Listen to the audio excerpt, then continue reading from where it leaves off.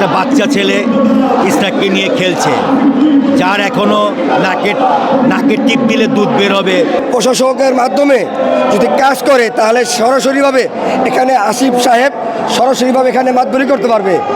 এখন মেয়র থেকে সেই মাতবরি সে করতে পারবে না। ইসরাক হোসেনের দুইবার কোর্টের রায় হওয়ার পরও আমাদেরকে ইসরাক হোসেনকে শপথ গ্রহণ করানো হয় নাই। এই সরকার এটাকে নিয়ে ঘড়িমসি করছে এবং একটা বাচ্চা ছেলে ইসরাককে নিয়ে খেলছে, যার এখনো নাকের টিপ দিলে দুধ বের হবে। যমুনা ইলেকট্রনিক্স ঈদে ডাবল খুশি অফার সিজন 3, যে কোনো পণ্য কিনলেই পাচ্ছেন নিশ্চিত ঈদ উপহার। এখন রাজনীতি সম্বন্ধে সে কিছুই জানে না, তার কথায় আমাদের প্রধান উপদেষ্টা তাকে শপথ গ্রহণ করা হচ্ছে না। আমরা আজকে একটা রায় হয়েছে ইসরাকের যে তাকে শপথ গ্রহণ করানো হোক, কিন্তু জানি না এই সরকার এটাকে নিয়েও কি টালবাহানা করবে জানি না। তা আমরা বলতে চাচ্ছি, আমরা 12 ঘন্টা সময় দিলাম, 12 ঘন্টা সময় দিলাম আমরা ইসরাককে শপথ গ্রহণ করানো হোক, নাইলে আমরা কঠোর থেকে কঠোর আন্দোলন করব। এবং আসিফ মাহমুদকে আমরা বলতে চাই, তুমি তো এখনো রাজনীতি এখনো কিছুই জানো না, তুমি না পাওয়ার চেয়ে অনেক কিছু পেয়ে ফেলেছ। তাই আমরা চাচ্ছি তুমি না বুঝে কথা বলবা না। আর আমরা প্রধান উপদেষ্টাকে অনেক ভালোবাসি, ডক্টর ইউনূসকে আমরা অনেক শ্রদ্ধা করি, সম্মান করি। আমরা বলতে চাচ্ছি যে আপনি তার কথায় কান দেবেন না। আপনি একজন প্রধান উপদেষ্টা, আপনি সবার উপদেষ্টা। আমি আশা করি আপনার বিবেচনা করে আমাদের ইসরাক হোসেনকে শপথ গ্রহণ করানো এবং তাকে মেয়র সেলে বসানোর চেষ্টা করা হোক।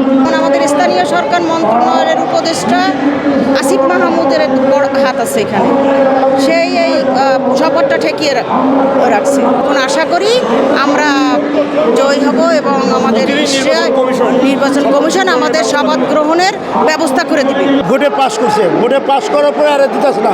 আসিফ নজরুল বিপুল ভোটে পাশ করছিল, আরে দিতেছে না। স্বৈরাচার সরকারের আমলের থেকেই অবস্থা বুঝতেছি আমরা চাই আমাদের ইশাক ভাইকে সর্বনভাবে তারা দিয়ে দেব। মানে আসিফ স্বৈরাচার হয়েছে না, আসিফ নজরুল স্বৈরাচারের লোক হাত মিলে এই কাজ করতেছে। আসিফ নজরুল শেখ হাসিনার কথার মতন ওরা চলতেছে, শেখ হাসিনা তাপসের কথায় ওরা চলতেছে। এখন নাহলে ওরা এত কিছু পায় কই, এত সাবাস পায় কই? একমাত্র স্বৈরাচার সরকারও করেই সাবাস দিতেছে। আমাদের কাছে যতটুকু মনে হচ্ছে যে এই নগর ভবন নিয়ে একটা বিরাট একটা দুর্নীতির একটা আখ্যা তৈরি হয়েছে। এখানে যদি একজন নগর পিতা এবং মেয়র সাহেব একজন বসে, তাহলে এখানে তারা এখানে যে দুর্নীতি হচ্ছে সেটা করতে পারবে না। এই কারণে আওয়ামী লীগের প্রেতাত্মারা এই আসিফ সাহেবের উপর ভর করে দুর্নীতি করছে। এই কারণেই এখান থেকে তারা টালবাহানা করছে। আদালতের রায় মানছে না, নির্বাচন কমিশনের আদেশ মানছে না, গ্যাজেট মানছে না। সে তার মন মতো সে কাজ করছে। যদি এভাবে না হতো তাহলে আসিফ সাহেবের পিএস কীভাবে 321 কোটি টাকা দুর্নীতি করছে এই কারণে এখান থেকে তারা যেতে চাচ্ছে না।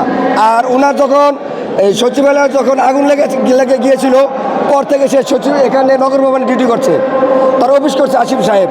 এখানে সে বুঝতে পারছে যে এখানের কত ইনকাম আছে, এই কারণেই সে তার সাথে যাচ্ছে না। প্রশাসকের মাধ্যমে যদি কাজ করে তাহলে সরাসরিভাবে এখানে আসিফ সাহেব সরাসরিভাবে এখানে মাতবরি করতে পারবে। এখন মেয়র থেকে সেই মাতবরি সে করতে পারবে না। এই কারণেই তারা টালবাহানা করছে, কোর্টের আদেশ মানছে না, নির্বাচনী কমিশনের যে গ্যাজেট দিয়েছে সেটাও মানছে না, এবং জনগণের যে তাকে নির্বাচিত করছে ভোট দিয়ে সেটাকেও সে মানছে না।